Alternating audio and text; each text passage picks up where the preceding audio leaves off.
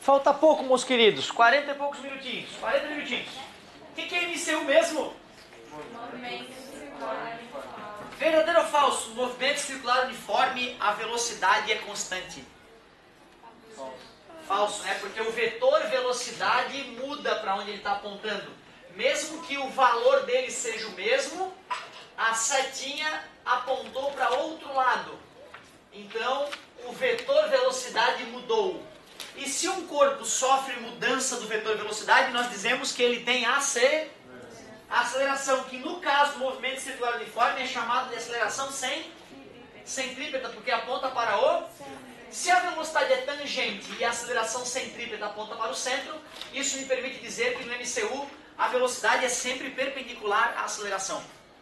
Por isso que o vetor aceleração não muda o módulo da velocidade, só muda sua direção e o seu sentido. É bem legal, né, fazer a prova matemática da fórmula da aceleração centrípeta. É bem desafiador isso para o aluno. Provar por que a aceleração centrípeta é mv ao quadrado é v ao quadrado sobre r. Por que isso? Brotou na tua apostila essa fórmula, né? Blé. O cara vomitou aí, não é legal isso aí. Não gosto disso. Não custa, uma vez na vida, uma na morte, né? Vai que a UFES que nos pede. Deduz a fórmula da aceleração centrípeta. Na questão discursiva, né? Acontece, pode acontecer. Vamos se proteger, vamos ver, porque não precisa deduzir tudo. Se tu fizer alguma parte da dedução, vai ganhar alguma coisa. E é só um item, né? Imagina, 4 itens discursivos, o último item. Deduza a equação da aceleração centrípeta. Já aconteceu de ter que discutir alguma coisa, não deduzir, mas discutir o porquê a coisa tem aquela cara. Né? Já aconteceu. E como no vestibular nada se cria, tudo se copia, e como outros vestibulares trazem deduções, de repente está na hora deles começar a pedir uma, né, dos 4 itens, pedir um itemzinho, uma deduçãozinha, para ir botando na cultura popular da nossa região essa importância de discutir a formulazinha, discutir o porquê das letrinhas serem do jeito que são. Poderia dizer, né, que a aceleração centrípeta é do jeito que é, porque experimentalmente nós confirmamos que dobrando a velocidade a aceleração aumenta 4 vezes, triplicando a velocidade a aceleração aumenta 9, dobrando o raio da curva a aceleração cai pela metade. Né? Poderia dar uma resposta parcial mostrando que tu entende a fórmula pelo menos, né? Mas pô, seria poderoso a gente conseguir fazer a redução disso aí. Cara, olha só, eu poderia pegar o vetor, vamos dizer que isso era o fim e isso é o início. Se nós formos olhar para a aceleração do ponto de vista vetorial, é o vetor variação de velocidade dividido pelo vetor variação do tempo, né? Isso é que é o vetor aceleração, certo? Então, o que é delta V, vetorialmente falando? É pegar o vetor final e subtrair o vetor. E subtração de vetores é delicado, né? Porque tem que pegar o vetor que tem o negativo e mudar ele de sentido, né? Certo? Se eu fosse fazer esses dois vetores aqui, o vetor final é essa aqui.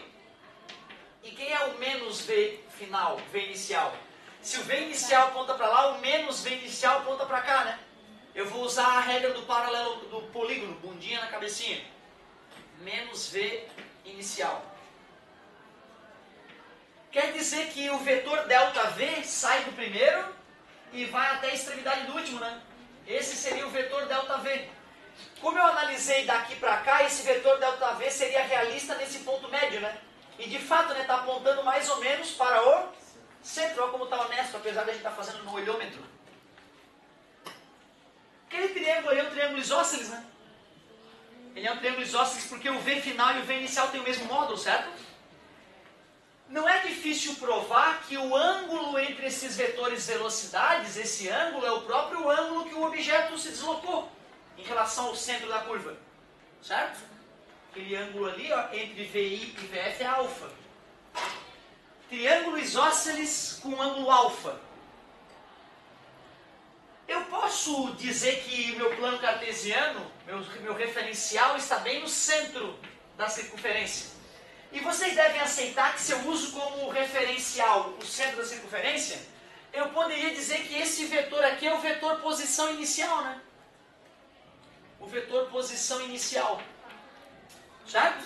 Eu poderia dizer que isso aqui é o vetor posição final, né? Certo? Como é que a gente calcula o vetor variação da posição? é o vetor posição final menos o vetor posição inicial, né? Tenho o direito de pegar o vetor posição final menos o vetor posição inicial. Se o vetor posição inicial aponta para lá, o menos posição inicial aponta para lá, né? E eu posso fazer bundinha. Vocês concordam que esses vetores, o posição final e o posição inicial, têm o mesmo módulo? Sim, né? Porque é o raio da curva, certo? O que é o vetor ΔP, então? Ele sai do primeiro vetor e vai até a extremidade do último. Esse é o vetor variação da posição. O ângulo entre o vetor posição inicial e o posição final também vale alfa. Caramba, esse triângulo aqui é isósceles, né? Ele é isósceles porque o módulo do vetor final é R, que é o raio da circunferência, e o módulo do vetor posição inicial também é R. R, R. V e V. Ângulo alfa, dois triângulos isósceles e entre os ângulos, os lados iguais, o mesmo ângulo. Esses triângulos são semelhantes. Eu fiz um triângulo com os vetores velocidade e fiz um triângulo com os vetores posição. Esses triângulos são proporcionais. Concordam? Por serem semelhantes. Vocês devem aceitar que eu posso pegar o valor dessa velocidade V e dividir por esse cara aqui, ΔV. Ou o contrário, para ficar mais prático para mim. Esse vetor dividido por esse, em módulo, tem que ser igual. ΔP, né, que é a variação da posição, né, dividido por R, concorda comigo? Eu vou pegar esse vetor velocidade, esse valor, e vou passar multiplicando. Fica ΔV é igual V vezes ΔP sobre R. Eu estou buscando velocidade, variação da velocidade sobre a variação do... Eu descobri uma maneira de calcular a variação da velocidade, né?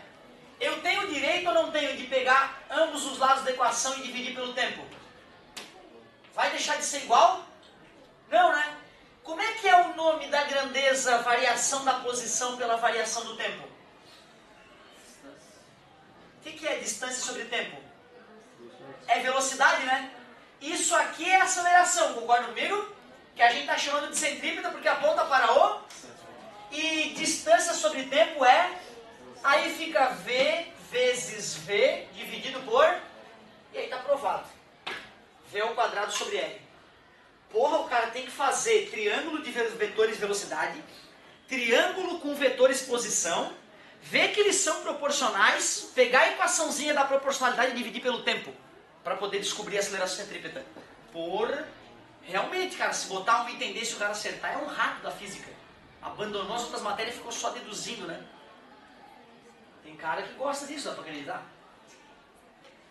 Eu não curtia muito não, cara, eu não tinha física pra isso.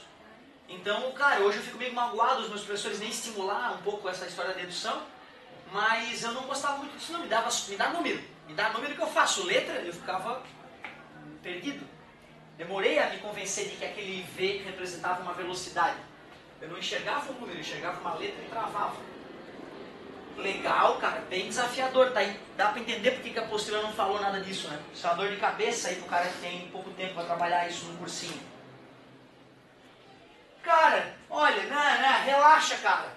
Se tu fez um esforço para me acompanhar, tu é um guerreiro.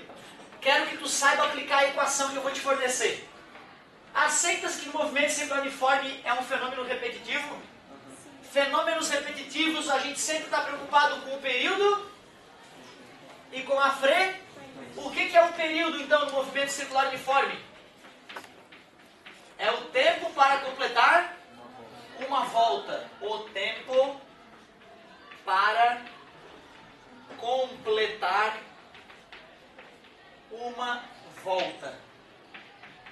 Então, o que é frequência? Número de voltas efetuados, número de voltas efetuadas, né, em uma unidade de tempo.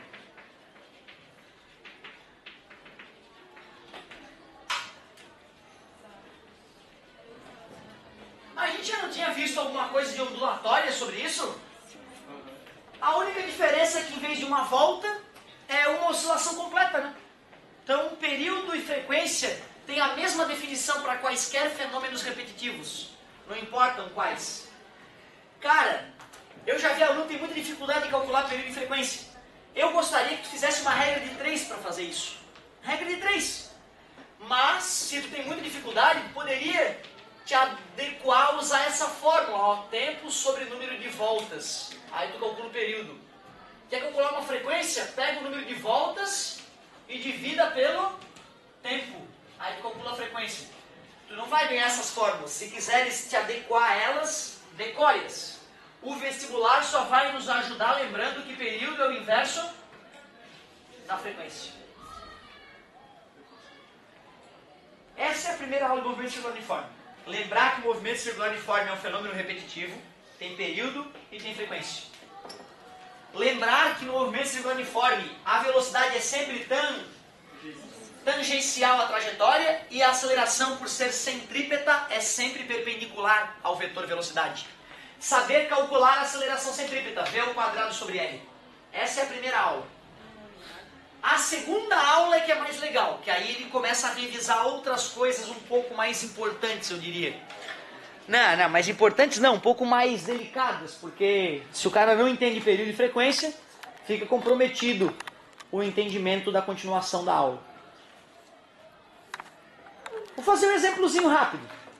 Roda gigante, o carrinho efetua 2 voltas em 8 minutos.